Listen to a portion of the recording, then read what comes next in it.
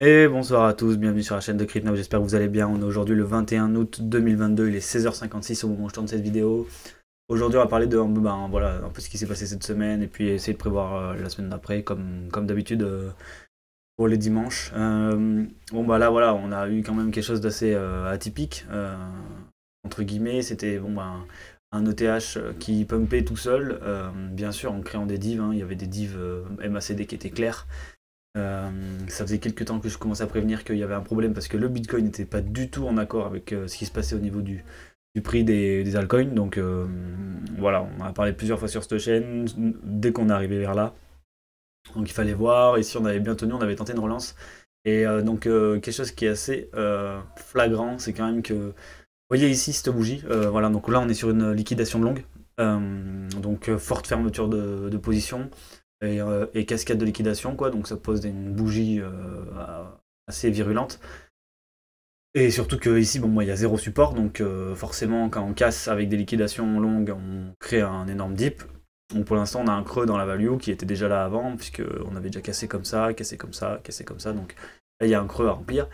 Et en plus de ça, des divergences. Et en fait, sur le short, tout le monde me disait, mais pourquoi on fait pas un short squeeze? Mais en fait, alors déjà, il n'y a rien. Et il y a rien, il n'y a pas de stop loss en fait là. Donc on n'a pas assez accumulé de short ici pour aller les liquider, tout simplement, et pouvoir faire la même chose qu'on a eu là, dans l'autre sens, dans le vert. Et le truc, c'est que ici, on grignotait en fait les liquidités. Vous voyez, cette mèche, elle grignote la liquidité. On se dit, bon, ben, on va peut-être manger. Là, on grignote alors que ça commence à se retourner niveau RSI et MACD. Donc, on grignote. On regrignote. Et après, bon, ben, voilà, à un moment donné, il n'y a pas de short squeeze, quoi. Quand on grignote comme ça et qu'on repart, en général, c'est qu'on va partir dans l'autre sens. Parce que sinon, on ferait une grosse mèche, quoi. Vraiment une grosse mèche. Le truc, c'est que à l'heure actuelle, on l'a vu plusieurs fois. Avec le BTC, à chaque fois qu'on arrive sur un top, les shorters se réveillent, rentrent en position et retournent le marché, à chaque fois.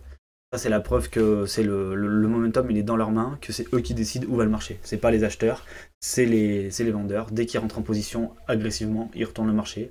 Et ça s'est vu à chaque fois. Et là, bon, et là, ils sont encore ressortis de position. Donc si on n'a jamais un funding parce que là, le funding est quand même très négatif, donc on a pas mal puni, on reviendra dessus. Donc voilà, pour l'instant, voilà, ce qui s'est passé la semaine dernière est assez logique. Il n'y avait pas de raison de faire un gros pump jusque là-haut d'un coup, surtout quand on voit qu'on mange des liquidités comme ça et qu'on lance pas un gros short squeeze, quoi. Donc voilà, c'était prévisible entre guillemets. C'est pour ça que voilà, j'avais tenu à vous en parler, vous alerter de différentes manières. Pour l'instant, j'ai tracé deux supports. On en a un qui a été break facile, quoi, ici, mais bon, il avait déjà été un petit peu break là. Donc, est-ce qu'il était vraiment intéressant, je sais pas. Et j'en ai tracé un deuxième comme ça, et pour l'instant, il a l'air d'être intéressant. Donc, on va voir. Pour l'instant, il a bien fait office de support. Ce qui est dingue, c'est que même sur BTC USDT Perp, on a réussi à sauver les meubles ici, à ne pas liquider cette position, donc à ne pas créer de plus bas en fait. Il n'y a pas de nouveau plus bas qui se crée, et ça, c'est assez dingue. Je pensais vraiment que voilà, il y aurait ce plus bas, qu'on aurait un retournement de tendance comme on a eu. Donc après, on est le week-end, alors à voir, mais bon, le fait que ça monte, c'est un peu bizarre. Ce mouvement est un peu bizarre, qu'on n'ait pas une continuité baissière un peu violente. Euh, J'explique avec le funding et je vais y revenir après. ETH qui lui, bon bah voilà, lui par contre il est venu grignoter les liquidités, c'est normal, hein, ETH il y avait vraiment rien, quoi. Il y avait quelques pumps à faire ici, mais bon voilà, le Bitcoin qui fait le marché, donc lorsque Bitcoin dump comme ça, bah, tout dump, ben voilà, on a une énorme bougie rouge sur ETH et hier on a fini par aller grignoter les liquidités qui étaient ici. Donc qu'est-ce que ça veut dire? Ça veut dire qu'on change de dynamique, hein. On a fait un sommet plus haut que le précédent, donc le creux il est là et on a mangé le creux. Donc on va certainement avoir un retour dans l'autre sens maintenant, une nouvelle attaque baissière. Le support, de toute façon, il est clairement là. Ça se voit avec le W, ça se voit avec plein de manières. Ici, on a un peu de volume, mais pas tant que ça. On a un gros creux dans la value, donc là, une attaque baissière amènerait ETH direct au 1002. Il faut en être conscient lorsque là, vous vous dites de rentrer ici, c'est que s'il y a une nouvelle attaque baissière, on ira là.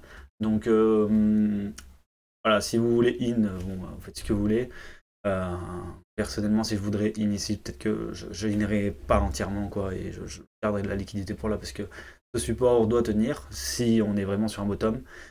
Puisque oui, sur le Bitcoin, on a eu, c'est précisé, on a eu le H-Ribbon Kaboul, qui a fait sa petite boubou bleue, donc on peut y revenir. Tac, on va le présenter, le H. Voilà, il est là, il a fait sa petite boule bleue là sur la grosse mèche rouge, donc en gros ça veut dire que ben les mineurs ils sont contents. En gros, clairement c'est ça, donc dans le passé, ça a plutôt montré des signes de bottom, hein, même si on n'a pas fait des rallyes forcément des nouveaux ATH, mais vous voyez ici on a eu quand même un rallye, ici c'était une bonne entrée avant un rallye, ici aussi, sur le Covid, là et là. Là c'est sur Binance, mais bon voilà, dans le passé ça s'est jamais trompé. Est-ce que ça va se tromper pour la première fois? C'est possible. Est-ce qu'on continue? En termes de proba, quelque chose qui s'est jamais trompé, on a plus de chances qu'il se retrompe pas plutôt qu'il se trompe. Mais bon, voilà, c'est comme un support qu'on touche plusieurs fois de suite. Est-ce qu'au bout d'un moment, on va pas le casser? Franchement, vous faites ce que vous voulez pour le Rush Ribbon, c'est une info intéressante. Si vous étiez en train d'acheter, bon bah voilà, continuez à acheter du coup. En fait, c'est ça la logique.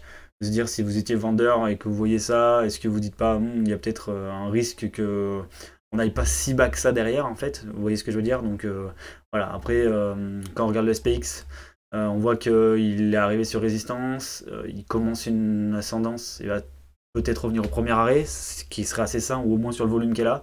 Donc, hop là, tac, il faut pas oublier que ça c'est moins 2, moins 4%. Voilà, quand le SPX fait moins 2, moins 4%, ben, on a déjà vu le Bitcoin faire moins 10, hein, c'est ce qui s'est passé exactement là. Donc voilà, faites attention quand même sur vos prises de position. Je vais revenir pourquoi je vois un petit rebond, je vois bien un rebond par là, moi en fait, pour un nouveau, par contre, pour une nouvelle attaque baissière derrière, hein, on va pas se mentir. Pourquoi? Parce que bon, le funding est rincé quoi. Là, franchement, j'ai pris un accent. Franchement, on est sur un. Voilà, vous voyez, quand on a eu des fundings si bas en général, on a eu une petite attaque haussière quand même derrière. Vous avez des nouveaux sommets, mais on n'est pas obligé de le faire, hein. Voilà, surtout que là, les shorters sont en position. Sur ETH, on a la même chose, on a eu un funding assez négatif. Pour l'instant, il ne se passe plus rien. Et sur les altcoins, on commence à avoir un funding qui est assez intéressant sur les alts. Si vous regardez, ça, c'est le funding des alts sur vraiment le point le plus bas quand on est tombé à 17 000 au niveau du Bitcoin. Et là, on est vraiment pas loin des mêmes fundings sur les altcoins. Donc ça veut dire que les positions qui sont ouvertes sont quand même pas mal short sur les alts. Donc potentiellement, on aura encore une attaque baissière pour continuer, pour rincer un peu Bitcoin et Ether. Mais le funding des alts fait que s'il ne revient pas en positif, on n'ira pas non plus très très bas. Parce que si Bitcoin descend de, je sais pas moi, encore de 50%, là, c'est-à-dire qu'il y a beaucoup de gens qui vont se faire beaucoup d'argent sur les alts. Du coup, je vois pas le Bitcoin faire un gros dump, vraiment, enfin, je parle vraiment d'un 12 000 ou quelque chose comme ça. Je dis pas qu'il va pas aller plus bas, hein. Moi, potentiellement, je le vois bien quand même tâter les creux ici pour former un énorme bottom, si jamais il doit se former. Ça serait quelque chose de sain, vous voyez, on n'est pas encore revenu dans la zone de rechargement des longues, qui est ici. Donc voilà, je vois bien quand même une attaque baissière pour venir manger ces creux. Et ça impliquerait que les alts seraient rincés. Et tant qu'on voit pas un retour dans le positif des alts, je vois mal le Bitcoin faire des nouveaux creux, dans le sens où je vais me mettre en daily, peut-être en daily ça va bien se voir. Mais en daily, si vous regardez, quand on a eu les creux ici, les attaques baissières, on n'avait pas des fundings aussi bas. On les a eu ici, mais vous voyez, on a commencé à remonter, et ça venait pas du Bitcoin, hein. Ça venait pas des altcoins, puisque les altcoins étaient plats. Donc on a juste eu un funding qui a tendu vers la neutralité, et boum, on a rattaqué. Et ici, ben voilà, c'est ce que je voudrais voir si vraiment on fait une nouvelle attaque baissière, parce que ça m'étonnerait qu'on fasse une attaque baissière avec un sommet sur les altcoins, enfin avec une pointe de funding négatif. Voilà, c'est ma vision des choses. Vous voyez, on l'a eu ici, à chaque fois quand même sur des points bas Bitcoin. Donc là où on a eu un peu de rebond, c'est que sur les altcoins, on était en funding très négatif. Donc voilà, pourquoi pas avoir un rebond ici et voir ce qui se passe derrière, un rebond au moins jusqu'au point vert là qui ont cédé, le creux de liquidité, donc un début de semaine avec un retour plutôt dans cette zone là pour une nouvelle attaque baissière. Donc moi ce que je vois bien cette semaine c'est soit des choses comme ça et on rattaque, soit bon, ben, là à l'arrivée des Chinois ça va attaquer. Je vois mal pour l'instant partir sur un nouvel ATH ou quoi que ce soit comme ça. C'est possible hein, parce que les fundings sont quand même bien rincés. Pour l'instant, le premier arrêt de TH tient, donc pourquoi pas tenter un nouveau sommet. Mais j'y crois moyen, j'y crois moyen. Les fundings sont positifs, sont négatifs, donc oui, c'est possible qu'on ait un rebond dans les premiers jours de la semaine. Mais je vois mal, pour l'instant, vu l'état du marché, avoir un rebond vraiment intégral avec un pump de l'espace, quoi. Après, on verra, peut-être que je me trompe. En plus, la Shribon a pointé. Donc voilà, on a quand même pas mal d'infos contradictoires. Donc il faut être vigilant. Il faut continuer à faire sa stratégie. C'est-à-dire, vous voyez, des CA sous cette zone, c'est intéressant. Point de vue long terme, je veux dire, si je fais une stratégie d'analyse technique, sous les 28 000, c'est intéressant. Et ETH sous les 1900, il me semble. Voilà, sous les 1912. Donc voilà, on est sur des zones intéressantes à DCA toujours. C'est sûr que c'était plus intéressant à 1000 et c'était plus intéressant à 17 000 ou à 20 000. Mais bon, on n'est qu'à 21 000 sur BTC et bon, de toute façon, si on doit avoir un nouveau rallye d'ici 2024, voilà, moi 2024, j'ai plutôt une target vers les 120 000. Donc que ce soit 20 ou 21 000 ou 22 000, c'est pas non plus des grosses différences sur un si gros rallye que je vise d'ici 2 ans, quoi. Voilà. J'espère avoir pu vous aider en ce début de semaine, que vous avez passé un bon week-end. Dans tous les cas, on se retrouve mardi. Je vais faire mon GA sur Twitter ce soir, avec le tirage au sort sûrement mercredi soir, tranquillou. Et pour les 1000 abos Twitter, donc, et merci, voilà, merci à ceux qui m'écoutent ici et qui sont abonnés sur Twitter. J'espère que vous serez plus nombreux sur la chaîne YouTube à force, voilà, parce que c'est pratique quand même des petites vidéos comme ça.